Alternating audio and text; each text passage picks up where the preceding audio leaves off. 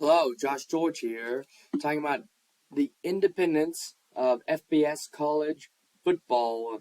I'm going to do their final record prediction, break down their schedule, talk about teams like Notre Dame, UConn, Connecticut, and UMass. So let's get started. So, Army. Look, Army's a team that likes to run the football. They were second in the nation in rushing yards per game last season. They have Jeff Monken at head coach. So some serious pluses for them are their run game. The biggest question, of course, is their defense. They only have 4 starters back on defense. They were a team that was 6-6 last season and did not make a bowl game. And their biggest key to turning it around is their rush defense, because um, they were second in rush defense last season and 129th in passing defense. But they have their big defensive back specialist, Quinn Hammonds, coming back next season. Will the size of the D-line be able to keep up their good rushing stats is my big question, because they just don't have a ton of big guys on that defense. But if Quinn Hayes in the secondary can turn things around, I think this defense will be really good. So let's break down their schedules and predict some games. Look, I think that they'll be 9-3. I think that they'll beat Delaware State. That's their second game on their schedule, if you don't recognize that helmet.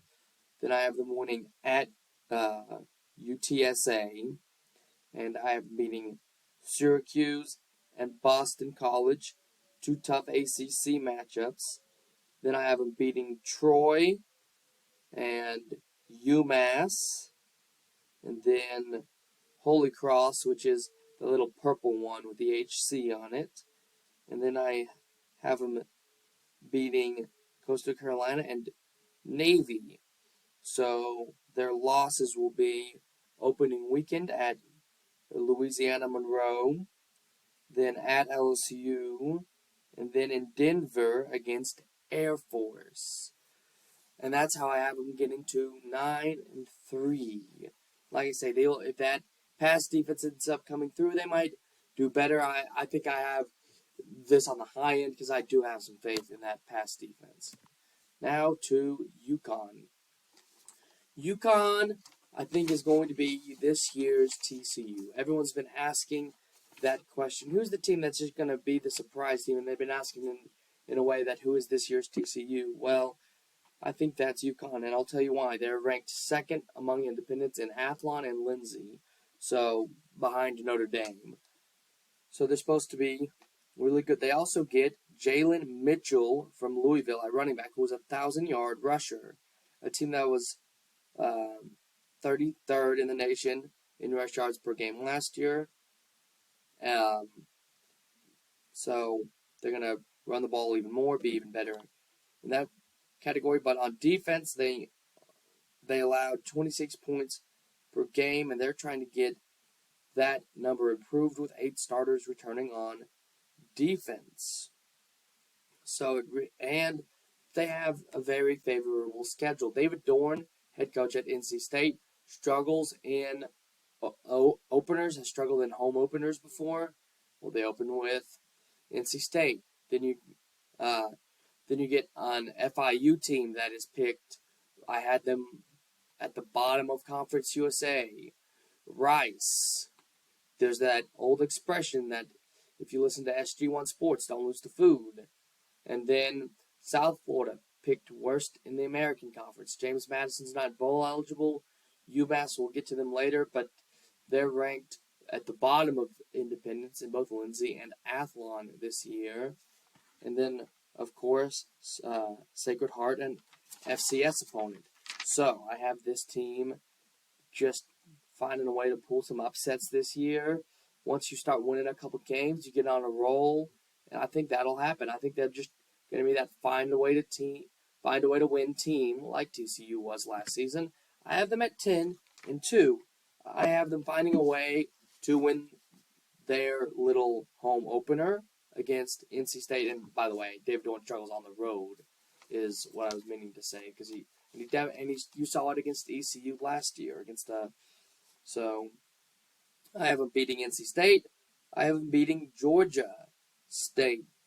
Just, defense is good enough to stop the run, and then you find a way to run the ball yourselves. Then I have them beating FIU, and you just get on a roll. You host Duke. I think they can beat Duke at home. It's kind of a bit of a travel for Duke. And if you just find a way to win, all of a sudden you're just on a roll, because Utah State is a team that they really match up against. So I have them beating them, and then I have them beating Rice and South Florida. Then you go to Boston College, and I just feel like they're going to find a way to win. And then I think they get destroyed by Tennessee. I think that's this team was a fraud kind of a game. And then I think that they lose to James Madison on the road. And just, they've been exposed. But they're going to beat Sacred Heart. They're not going to lose that game. And they're not going to lose to UMass. Even if that game is a neutral site game, which it very well could be. They're trying to make that game a neutral site game. So that's how I have them getting to 10-2. Their only two losses being to Tennessee and James Madison. And with some serious Power 5 wins on their schedule, they might be a top 25 team at the end of the season. And I think they'll get an invite to join the Big 12, as the Big 12 is trying to sell basketball rights separate to their football rights. UConn would be a huge ad, and after having a terrific football season, I think that would help. Of course, they made a bowl game last year, so it is all quite possible. Now, UMass, a team that would be among the best FCS teams in college football, as there is only one FCS team ahead of them in the 247 talent composite.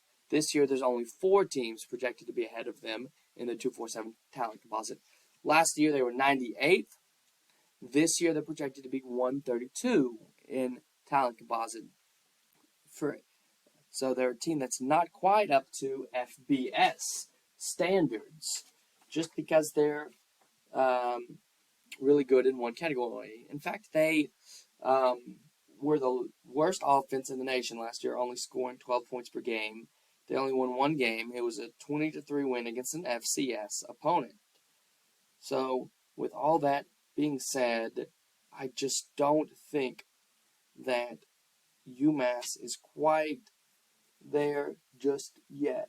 Just because they only have 5 starters back on offense, and just because they beat Stony, they were only able to put 20 points on Stony Brook. I have them at 0-12, and you can do the math. I have them beating no one on this schedule. I'll go ahead and break it down if you're not all recognizing the helmets.